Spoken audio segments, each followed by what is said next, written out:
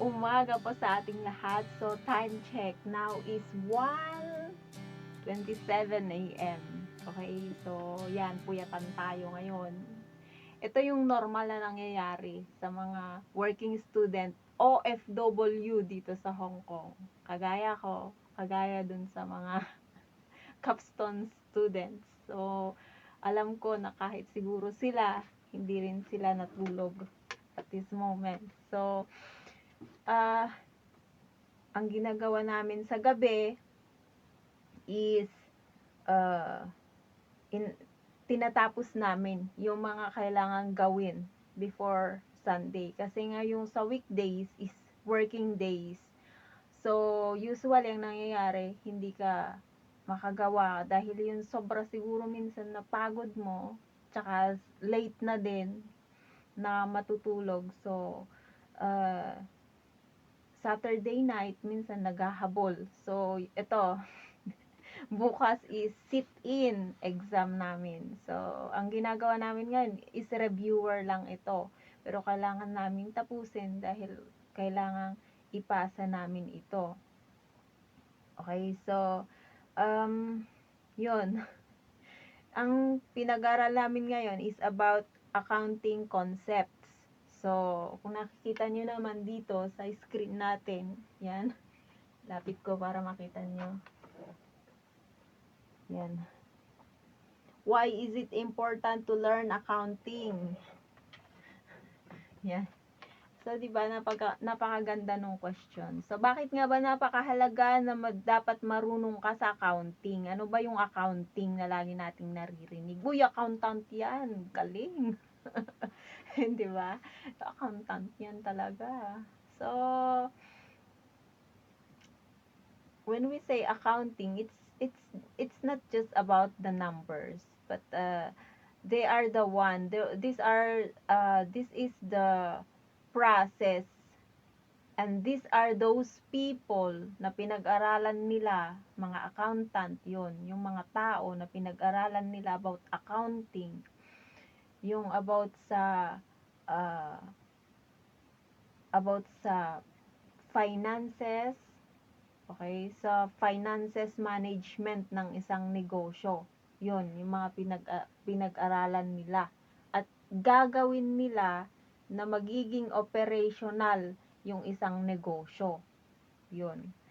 So, sa accounting, bakit nga ba ito mahalagang pag-aralan? It's very basic and it's very plain and simple. Kailangan pag-aralan ang number. Hindi ka basta-basta na mag-put up into something, a negosyo na hindi mo alam ang numero. Example, nag-put up ka ng isang sari-sari store. Sabihin na lang natin. Kasi yun yung mas common na negosyo sa atin dyan sa Pilipinas. So, sari-sari store. So, every now and then, or every other day, siguro may anak ka, biglang kumukuha ng isang shampoo, or meron kang mga ibang kasama sa bahay, minsan kumukuha sila ng kape. Akala natin isa lang yun. Akala natin, no, isa lang naman yun. Which is, hindi natin yun nailalagay doon sa ating finance statement. So, kapag hindi natin naisusulat yun, anong mangyayari? Magtataka tayo, bakit ang daming, meron tayong losses. Bakit ito? Bakit ganyan? Kulang in the end of the day. Or meron pa yung iba na talagang hindi na nila pinapansin yun. Basta niro-roll lang nila na parang ang ginagamit na lang, most common kasi sa atin, ginagamit natin yung emotion na nafe-feel, feeling ko parang kulang. Yung ganun ba? But the accuracy, walang accuracy. So, yun ang purpose at gamit ng accountancy, which is very accurate.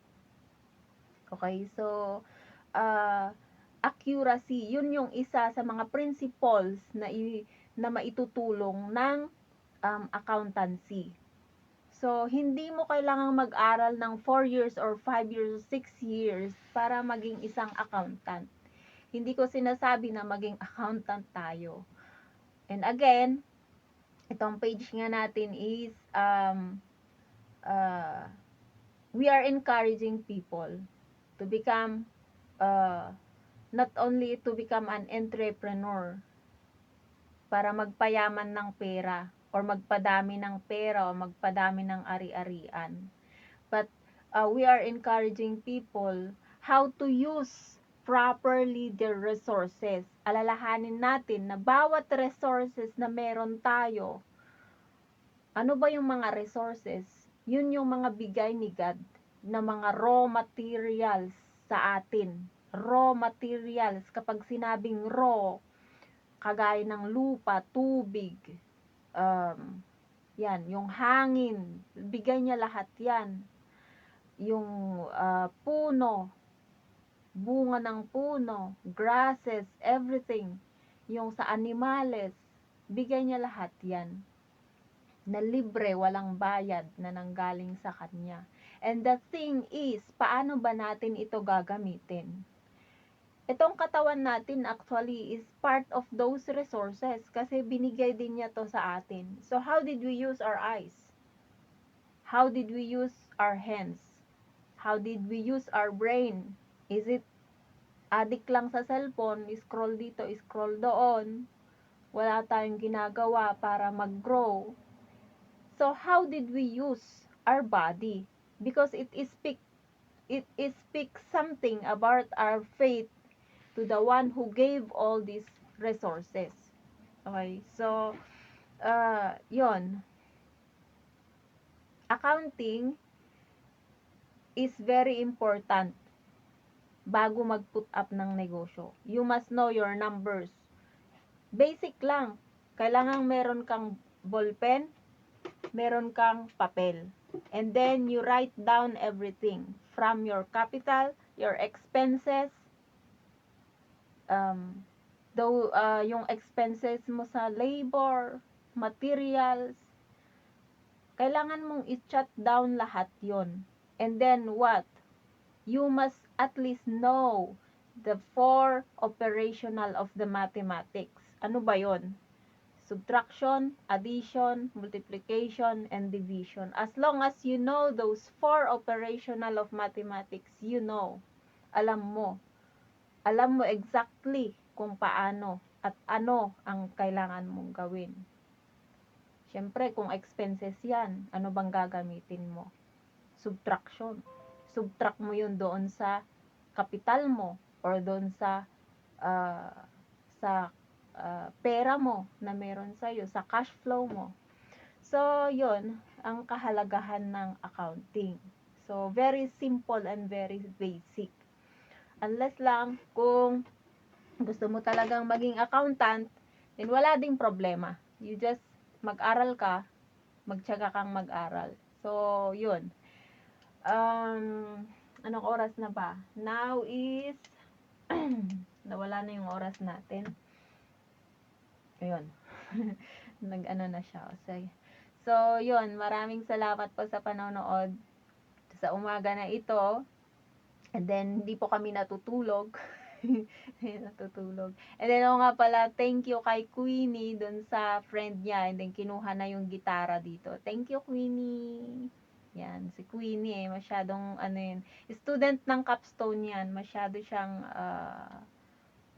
she's always funny.